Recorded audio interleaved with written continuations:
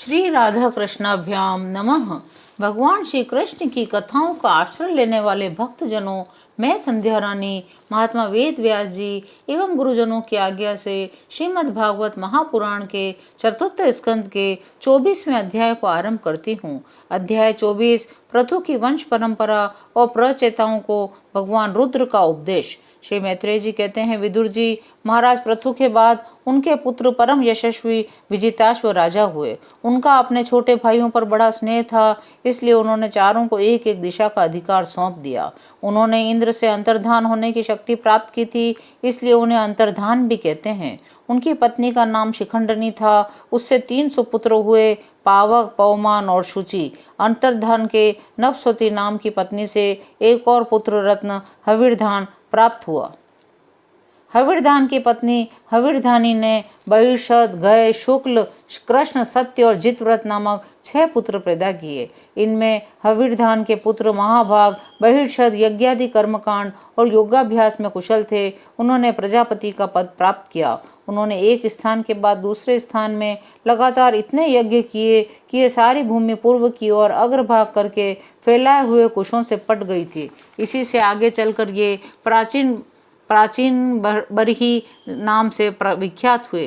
राजा प्राचीन बरही ने ब्रह्मा जी के कहने से समुद्र की कन्या शतद्रुति से विवाह किया था। शतद्रुति के गर्भ से प्राचीन बरही के प्रचेता नाम के 10 पुत्र हुए। वे सब बड़े ही धर्मज्ञ और एक से नाम और आचरण वाले थे। जब पिता ने उन्हें संतान उत्पन्न करने का आदेश दिया, तब उन सब ने तपस्या करने के लिए समुद्र में प्रवेश किया।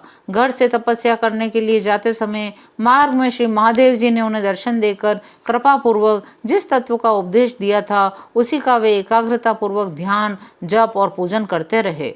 विदुर जी ने पूछा, ब्राह्मण, मार्ग में प्रचेताओं का श्री महादेव जी के साथ किस प्रकार समागम हुआ और उन पर प्रसन्न होकर भगवान शंकर ने उन्हें क्या उपदेश किया, वह सार युक्त बात आप कृपा करके मुझसे कहिए। श्री मैत्रेय जी ने कहा, विदुर जी, साधु स्वभाव प्रचेतागण पिता की आज्ञा शिरोधार्य कर तपस्या में चित्त लगाकर पश्चिम की ओर चल दिए। चलते चलते उन्होंने समुद्र के समान विशाल एक सरोवर देखा। वह महापुरुषों के चित्त के समान बड़ा ही स्वच्छ था। इतने में ही उन्होंने देखा कि देवाधिदेव भगवान शंकर अपने अनुचरों के सहित उस सरोवर से बाहर आ रहे हैं। उनका शरीर तपी हुई सुवर्ण राशि के समान कांतिमान है, कंठ नीलवर्ण है, 3 विशाल नेत्र हैं। वे अपने भक्तों पर अनुग्रह करने के लिए उद्यत हैं। अनेकों गंधर्व उनका सुयश गा रहे हैं। उनका सहसा दर्शन पाकर प्रचेताओं को बड़ा कुतूहल हुआ। उन्होंने शंकर जी के चरणों में प्रणाम किया। तब शरणागत भयहारी धर्मवत्सल भगवान शंकर ने अपने दर्शन से प्रसन्न हुए उन धर्मज्ञ और शील संपन्न प्रचेता राजकुमारों से कहा। श्री महादेव जी बोले, तुम लोग राजा प्राचीन बरही के पुत्र हो, तुम्हारा कल्याण हो। तुम जो कुछ करना चाहते हो वह भी मुझे मालूम है। इस समय तुम लोगों पर कृपा करने के लिए ही मैंने तुम्हें इस प्रकार दर्शन दिया है। जो व्यक्ति अव्यक्त प्रकृति तथा जीव संज्ञक पुरुष, इन दोनों के नियामक भगवान वासुदेव की साक्षात शरण लेता है, वह मुझे परम प्रिय है। अपने वर्णाश्रम धर्म का पालन करने वाला पुरुष 100 जन्म के बाद ब्रह्मा के पद को प्राप्त होता है और इससे भी अधिक पुण्य होने पर वह मुझे प्राप्त होता है। परंतु जो भगवान का अनन्य भक्त है, वह तो मृत्यु के बाद सीधे ही भगवान विष्णु के उस सर्व प्रपंचातीत परम पद को प्राप्त हो जाता है, जिसे रुद्र रूप में स्थित मैं तथा अन्य आधिकारिक देवता अपने अपने अधिकार की समाप्ति के बाद प्राप्त करेंगे। भगवान रुद्र समझाने लगे, अब मैं तुम्हें एक बड़ा ही पवित्र, मंगलमय और कल्याणकारी स्रोत सुनाता हूँ। इसका तुम लोग शुद्ध भाव से जप करना। भगवान रुद्र स्तुति करने लगे, भगवान, आपका उत्कर्ष उच्च कोटि के आत्मज्ञानियों के कल्याण के लिए, निजानंद लाभ के लिए है। उससे मेरा भी कल्याण हो। आप सर्वदा अपने निरतिशय परमानंद स्वरूप में ही स्थित रहते हैं। ऐसे सर्वात्मक आत्मस्वरूप आपको नमस्कार है। आप पद्मनाभ, भूत सूक्ष्म, इंद्रियों के नियंता, शांत, एक रस, स्वयं प्रकाश वासुदेव, आपको नमस्कार है। आप ही सूक्ष्म, आप ही अनंत, आप ही मुखाग्नि के द्वारा संपूर्ण लोकों का संहार करने वाले, अहंकार के अधिष्ठाता संकर्षण, जगत के प्रकृष्ट ज्ञान के उद्गम स्थान, बुद्धि के अधिष्ठाता प्रद्युम्न है। आपको नमस्कार है। आप ही इंद्रियों के स्वामी मनस्तत्व के अधिष्ठाता भगवान अनिरुद्ध हैं, आपको बार बार नमस्कार हैं। आप अपने तेज से जगत को व्याप्त करने वाले सूर्य देव हैं, आपको नमस्कार है। आप स्वर्ग और मोक्ष के द्वार तथा निरंतर पवित्र हृदय में रहने वाले हैं, आपको नमस्कार है। आप ही अग्निदेव हैं, आपको नमस्कार है। आप पितर और देवताओं के पोषक सोम हैं, तीनों वेदों के अधिष्ठाता हैं, हम आपको नमस्कार करते हैं।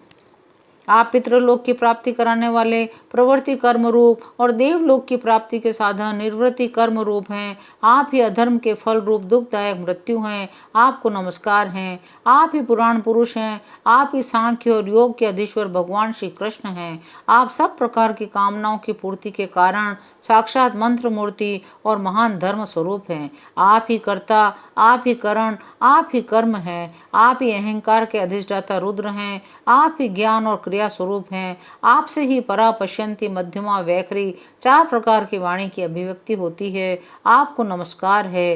हे प्रभु, हमें आपके दर्शनों की अभिलाषा है। आपके भक्तजन जिसका पूजन करते हैं, जो आपके निज जनों को अत्यंत प्रिय हैं, अपने उस अनूप रूप की आप हमें झांकी कराइए। आपका वह रूप अपने गुणों से समस्त इंद्रियों को तृप्त करने वाला है।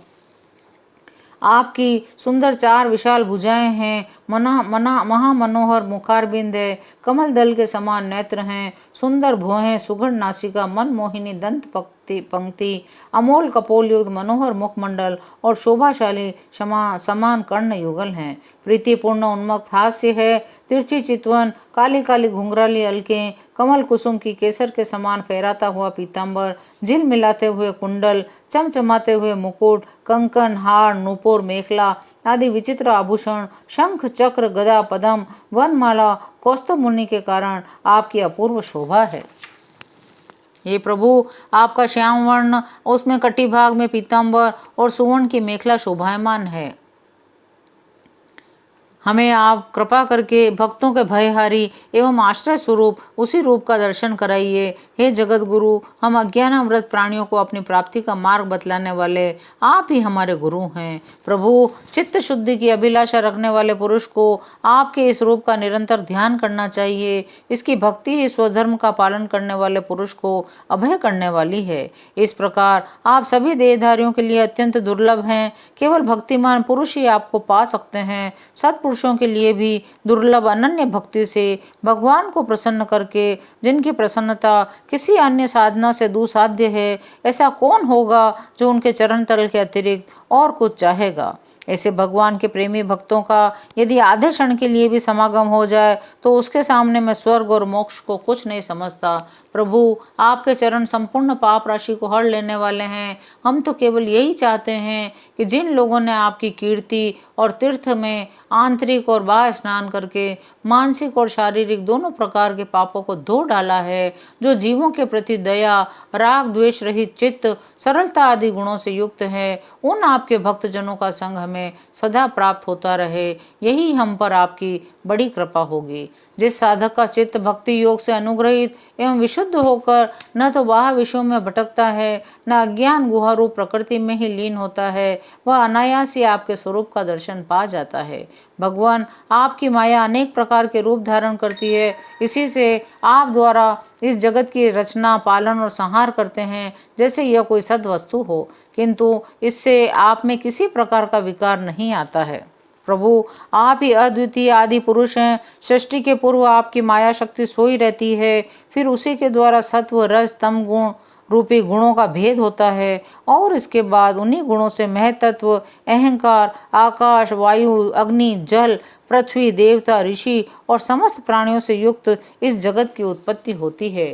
प्रभु, आपका तत्व ज्ञान प्रत्यक्ष से नहीं अनुमान से होता है। प्रलय काल उपस्थित होने पर काल स्वरूप आप ही अपने प्रचंड असह्य वेग से पृथ्वी आदि भूतों को अन्य भूतों से विचलित कराकर समस्त लोकों का संहार कर देते हैं। जैसे वायु अपने असहनीय एवं प्रचंड झोंकों से मेघों के द्वारा ही मेघों को तितर बितर करके नष्ट कर डालती है, ब्राह्मण, इस प्रकार सारा जगत रुद्र रूपी काल के भय से व्याकुल है। अतः परमात्मन, इस तत्व को जानने वाले हम लोगों के तो इस समय आप ही सर्वथा भय शून्य आश्रय हैं।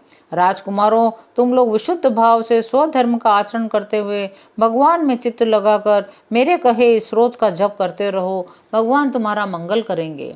तुम लोग अपने अंतःकरण में स्थित उन सर्वभूतांतर्यामी परमात्मा श्री हरि का ही बार बार स्तवन और चिंतन करते हुए पूजन करो।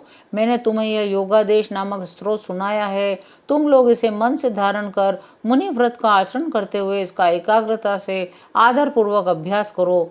यह स्रोत पूर्व काल में जगत विस्तार के इच्छुक प्रजापतियों के पति भगवान ब्रह्मा जी ने प्रजा उत्पन्न करने की इच्छा वाले हम भृगु आदि अपने पुत्रों को सुनाया था।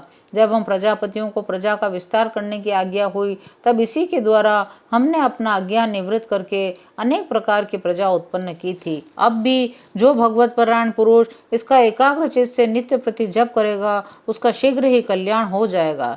यद्यपि भगवान की आराधना बहुत कठिन है, किंतु मेरे कहे हुए स्रोत का जो श्रद्धा पूर्वक पाठ करेगा वह सुगमता से ही उनकी प्रसन्नता प्राप्त कर लेगा।